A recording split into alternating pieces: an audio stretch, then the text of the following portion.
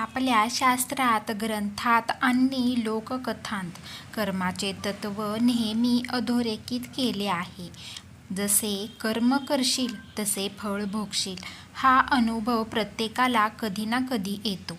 कर्म ही अशी अदृश्य शक्ती आहे की जी आपण केलेल्या प्रत्येक चांगल्या किंवा वाईट कृतीला परत आपल्या आयुष्यात घेऊन येतो. हे फळ कधी लगेच मिळते तर कधी उशिरा मिळते, पण कर्म कधीही वाया जात नाही. चांगले कर्म सुद्धा कधीही वाया जात नाही.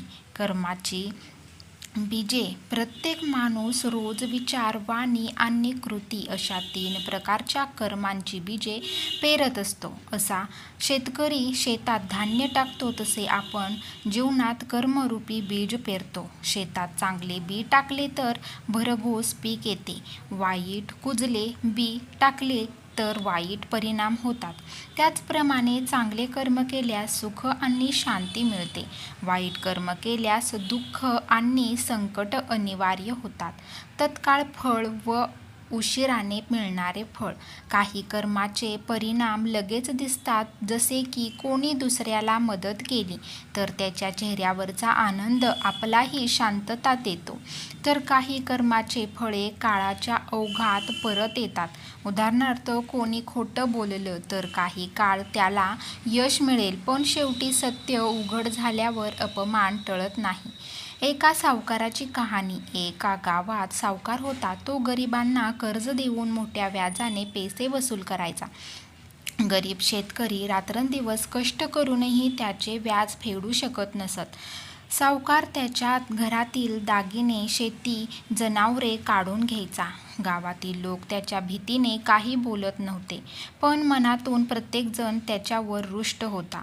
काळ बदलला. सावकाराच्या घरात अचानक आग लागली आणि त्याची संपत्ती भस्मसात झाली. ज्याच्यावर तो अन्याय करत होता त्याच लोकांनी मदतीचा हात देण्यास नकार दिला. कोणी पाणी दिले नाही, कोणी धान्य दिले नाही. सावकार दरिद्री झाला. शेवटी त्याला समजले, जसे मी दुसऱ्याचे हाल केले तसेच हाल आता माझ्यावर परत आले.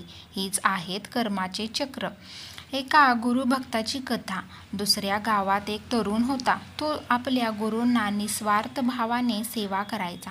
गावातल्या लोकांना तो कोणतीही मदत करायला तयार नसायचा. शेतकाम, लग्नकार्य, आजारी व्यक्तींना औषधं आणणे, अगदी लहान मुलांना शिकवणे देखील. त्याला वाटत असे, मी केलेलं चांगलं काम कधीही वाया जात नाही. काही वर्षांनी दुष्काळ पडला. अनेकांना अन्नाची टंचाई भासू लागली. पण त्या तरुणाने केलेल्या सेवेमुळे लोक त्याला मदतीला पुढे सरकावले. कुणी धान्य दिले, कुणी पाणी दिले, कुणी त्याला काम दिले. शेवटी तो सुरक्षित झाला.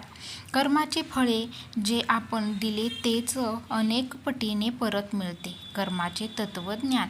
चांगले कर्म केले तर त्याचे सुखरूपी फळ आपल्याला मिळतेच. वाईट कर्म केले तर दुःखाचे फळ परत येते.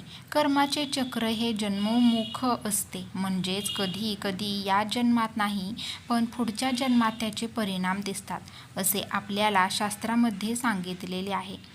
आजच्या जीवनासाठी बोध. आजच्या वेगवान जीवनात माणूस अनेकदा मी केलेल्या वाईट गोष्टी कुणाला काय आवडतात असा विचार करतो, पण काळाची पाटी सगळं नोंद ठेवते. कुठलाही अपराध, कुठलेही अन्याय झाकून राहत नाहीत. तसेच लहानसे चांगले कामही कायम स्मरणात राहते आणि योग्य वेळी ते आपल्याला उपयोगी पडते. माणसाचे कर्म हे सावलीप्रमाणे असते. आपण जिथे जाऊ तिथे आपल्यासोबत सावलीसारखे मागे मागे येत असते. हीच आहे कर्माची खरी कथा.